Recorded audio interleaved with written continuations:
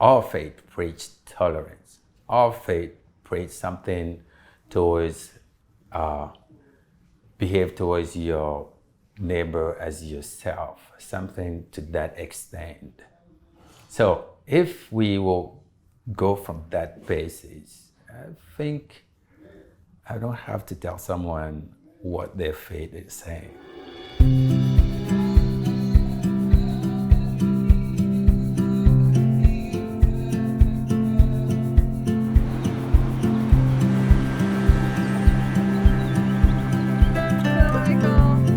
For the iftar, please.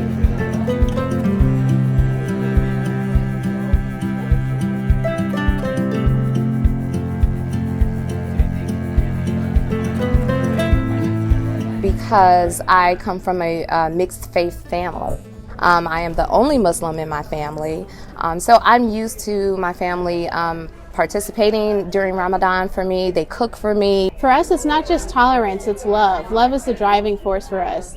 Thinking about, I love my aunt, I love my grandmother, I love my cousins, and they love me beyond our different faith practices. Even if we do disagree on some things, we are all human beings and we can really love each other and celebrate one another. I have plenty of friends and coworkers who take the time to try and learn a lot about Ramadan and try and accommodate me however they can, tell me Ramadan Mubarak. Just understanding each other's spiritual messages and how they relate to each other is key for us. We don't get caught up on the details, although we know in our personal practice that's important.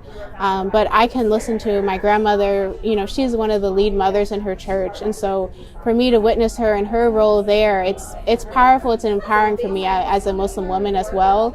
I think a lot of misunderstanding is without people getting to know each other.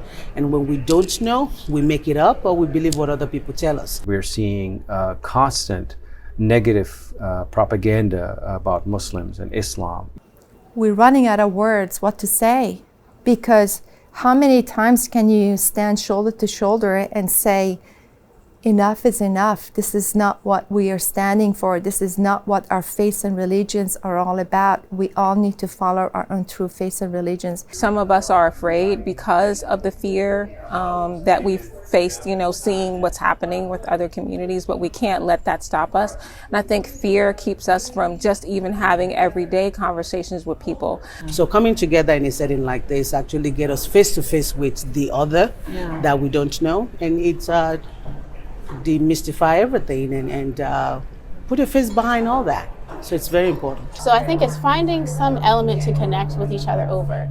Even if you come from a polytheistic background, finding some connection, saying, I connect with you even though you're from a monotheistic background, just because you believe in something greater than yourself. So finding that key point, it could be food, it could be a religious practice. If you have a colleague, in your office, take them out for a coffee. If you have a neighbor, reach out to the neighbor. But let's meet somewhere neutral and just have a cup of coffee. Let's go grab a drink or let's go grab a coffee. I don't know if I could have said that. The real magic happens one-on-one over coffee, over your dining room table at your house. But just talk to somebody. If you see, Muslim, like, hey, what is this? I don't understand. Just ask. Don't be afraid to ask. And I think that could work a little bit more, just bit by bit, small milestones, small steps to getting to create understanding. And the conversations I wanted to have, trying to help us all move toward God, come much more naturally pursuing peace than pursuing evangelism. There's a woman who is not here tonight who unfortunately is no longer living. Her name was Taiba Taylor. She was part of the Atlanta Masjid of Islam.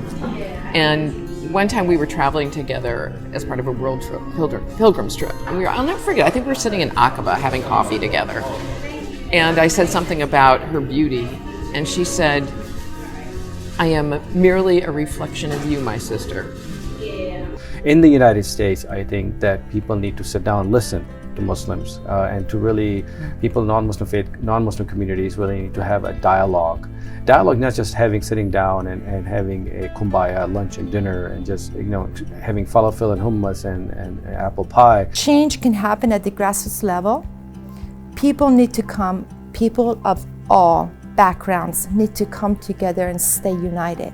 If you stand shoulder to shoulder and do not show any gaps in between, those fear mongers are not able to come and penetrate and increase that polarization. We need to really sit down and ask our critical question to ourselves. Do I have empathy? Am I being empathetic to other people, to communities, compassionate to other people? And that's just not saying to yourself, but really coming out in public. Knowing one thing and doing it's two different things. And I think really coming out in public and showing support, getting up in your church, and objecting that we need to come out and show more support to other faith communities, to Muslims and Jews. I think that's what really is going to change things in this country. Truly, I think we need to see ourselves in each other, and that there is no other.